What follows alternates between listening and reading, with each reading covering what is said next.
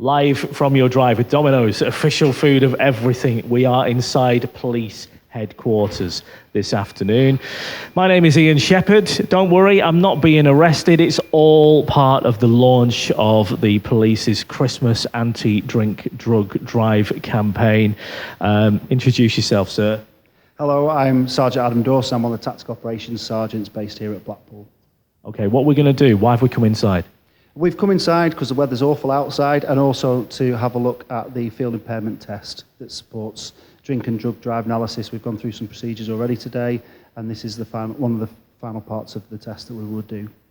How many parts of the test for the field impairment test? The field impairment test, for those of you who watch YouTube and things like the sobriety test in America, there's 5 parts of that. They look at balance and reaction times and etc.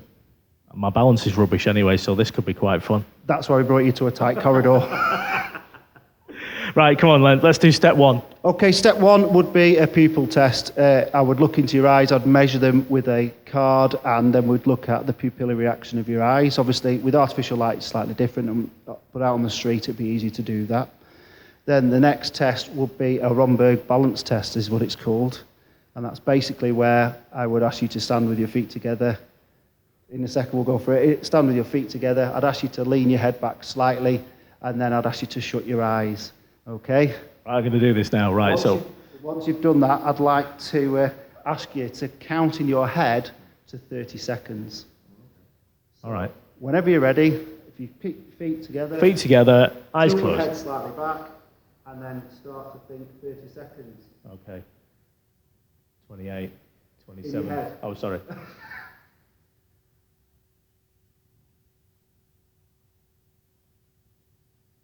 Okay, this would enable you to find out reaction time. Certain drugs affect you in different ways, and it would sometimes drugs speed you up, sometimes drugs slow you down, and it would give us an indication as to how accurate you are from that.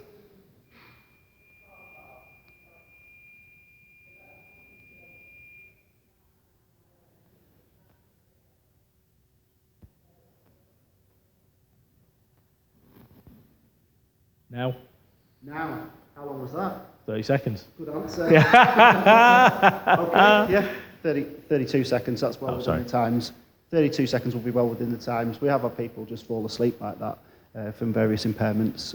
Other people, a few seconds, they open their eyes and say that's 30 seconds, that's what they believe, because that's the way drugs can affect people in different ways. And if you think of reaction times, it can speed you up or slow you down, and that's why we don't want them in the system when you're driving. So the next test would be another form of walking test, and that's the one that you'll have seen on the American-style sobriety test. So what you would do is you stand, we've got a nice, lovely, straight corridor. You'd stand with your feet together, put one foot in front of the other, and then you'd walk down the line. Easier said than done, isn't it? I don't know, I'm doing it. Okay. How's that? Is it? Close together, and then you stop and turn very, very slowly. Stop and turn very slowly. I'm turning. And then you walk back down the line with your feet end to end. There's mega concentration. I'm thinking I'm too close to the custody centre. Okay, I'm not going in, and I'm not going quietly. Okay. Again, balance can be affected by drugs in a multitude of ways, as can alcohol. This can be used for alcohol as well. Step 4. Step 4. Step 4 is the finger to nose test.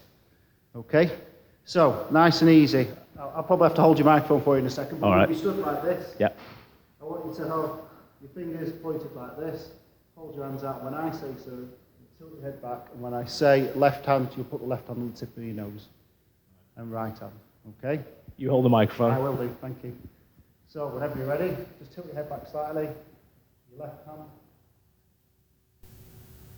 Yep, and down. Right hand. Left hand. Left hand. And your right hand. Okay, thank you. That's 4. 4's good. 4's good. Final test. One. This is the tricky one, okay? This is a balance test. Okay, so you're going to lift your foot a couple of inches off the ground like that, okay? This. Easier said than done. It is, I know. It's different. And I haven't had a drink or we'll anything. take that into consideration. We'll ask people about Do they have any disabilities, any problems, any injuries? Because we meet these people, we don't know who they are when we meet them. That's why we try to do it in a controlled environment. Okay, we'll take that into account. However, you would stand and you would count 1,000, 2,000, 3,000, 4,000, 5,000, and so on. Okay, with your foot above the ground, 2 inches above the ground. That would complete the test. Now, it's not all about balance. It's also, can you listen to simple instructions? Everything I've asked there isn't, maybe physically hard for some people, but the actual general instructions aren't, and their replies to those instructions would also enable us to form the opinion of whether they were under the influence of a drug or drink. So how long do I need to hold my foot off the ground? Well, we would do it for around about 10 seconds each foot, around about that. Okay, so let's do it. Right, yeah, here we go. All right, so left foot first. Just relax, and like I say, just keep your toe nice and flat, and just stick your leg out if you can. Can't do it. It's really hard. It is hard for some people, and like I say, the test is taken into consideration. Okay, just because you can't do one particular test does not mean that you wouldn't do it. You know, the funny thing is, I tried ice skating a few years back, and I couldn't do that either. So it's understandable. So if I can't do it with just shoes on, there was no way I was going to do it with ice skates on. No, and that would help us form the opinion that someone may be impaired as well. Okay, and then count out loud. Not bad at all. Okay. Oh, here we go. 5, 4. Oh, there we go. That's not bad. It's not bad. Not bad. Okay. And that would be formulate the test, and the officer that is trained in this. Not every officer can do this. It'd be the tactical operations officers that have done this. They do a field impairment training course. It's a couple of days.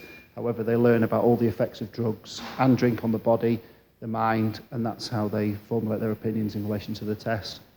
Adam, thanks for talking us through this. You're welcome.